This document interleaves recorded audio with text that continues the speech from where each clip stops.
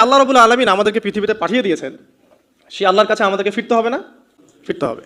আল্লাহ পাক এমনি এমনি পাঠিয়ে দেননি, সময় দিয়েছেন, আসমানি কিতাব দিয়েছেন, নবী রাসূলও পাঠিয়েছেন। কারণ আসমানি কিতাব তো আমরা এমনি এমনি প্র্যাকটিস করতে পারবো না। হাতে একটা কোরআন ধরিয়ে দিলেই তো সবাই আমল করতে পারবে না, পারবে? একজন একজন রোল মডেল তো লাগবে, একজন গাইডলাইন তো লাগবে। সেই আদর্শ গাইডলাইন হচ্ছে রাসূলুল্লাহ সাল্লাল্লাহু আলাইহি ওয়াসাল্লাম। তাকে দেখে আমরা শিখেছি কীভাবে কোরআন আমল করতে হয়, কীভাবে হাদিসের উপর আমল করতে হয়। এটা সাহাবীরা দেখে শিখেছেন, সাহাবীদেরকে দেখে তার পরের জেনারেশন শিখেছে, তারপরের জেনারেশন তারপরের জেনারেশন দেখে শিখেছে। এভাবে আস্তে আস্তে সিনাই সিনাই জ্ঞানটা কী হয়েছে, চলে এসেছে। পরে এখন আমরা কিন্তু নবীকে দেখতে পারি না, এখন আমরা দেখি শুধু কোরআন একটা কপিস এবং হাদিসের কিছু বই।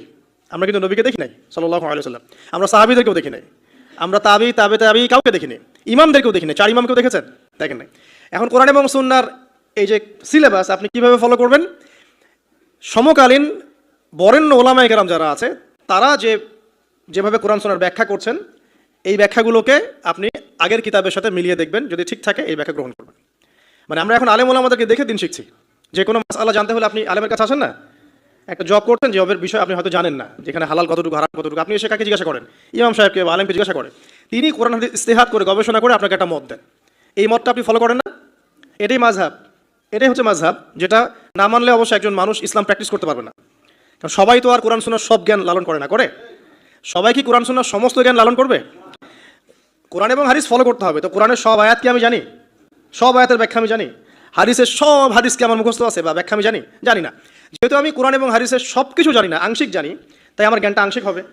এখন আমার সামনে একটা মাসআলা পড়ে গেল, যে মাসআলা সম্পর্কে আমার জ্ঞান নাই, তখন আপনি কি করবেন? নিশ্চয়ই কোনো আলেমকে জিজ্ঞাসা করবেন, কোনো বড় পীর সাহেবকে জিজ্ঞাসা করবেন, বা যিনি বরেণ্য স্কলার তাকে জিজ্ঞাসা করবেন। তিনি আপনাকে কোরআন সুন্নাহ গবেষণা করে একটা ইস্তেহাদ বা ফতোয়া দিবেন। এই যে আপনি তার মতটা নিলেন, এটাই মাযহাব। এটা খারাপ কিছু না, এটা পথ, মানে তার মতটা নেয়া। এটা না নিলে সাধারণ মুসলিমরা তো আর দিন পালন করতে পারবে না। সবাই তো আর বড় আলেম না, সবাইকে আলেম। যিনি বরেণ্য আলেম, যিনি কোরআন হাদিস সব পড়ে ফেলছে, তার ব্যাপার ডিফারেন্ট। সে নিজেই মুস্তাহিদ, তার তো আর মাযহাব মারার প্রয়োজন হচ্ছে না। সে তো নিজেই মুস্তাহিদ, সে তো নিজেই গবেষণা করে একটা রায় বের করতে পারে, তার তো আর মাযহাব মারার প্রয়োজন হচ্ছে না। তারপরেও এখন এই যুগে এই সৎসাহস কয়জনের আছে যে বলতে পারে যে কোরআন সুন্নাহর সব জ্ঞান আমি জানি? বলতে পারবে? এই কারণেই বরেণ্য ওলামায়ে কেরামরাও পর্যন্ত তাদের পূর্ববর্তীদের মাযহাবটাকে কি করেন? ফলো করেন। যেটা ফলো না করলে আপনি কিন্তু ইসলামটা পরিপূর্ণরূপে বুঝতে পারবেন না, সমস্যা হয়ে যাবে। আংশিক জ্ঞান নিয়ে যদি আপনি কোরআন সুন্নাহ গবেষণা করে মাসআলা বের করতে চান, সমস্যা হয়ে যাবে, আপনি বিভ্রান্ত হয়ে যেতে পারেন, যেহেতু সব জ্ঞান আপনার নাই। যেমন কিছু মানুষ বিভ্রান্ত হয়ে গেছে, কোরআন সুন্নাহ গবেষণা করে বলছে যে হাদিস আর মানার দরকার নেই, কোরআন মানলেই হবে।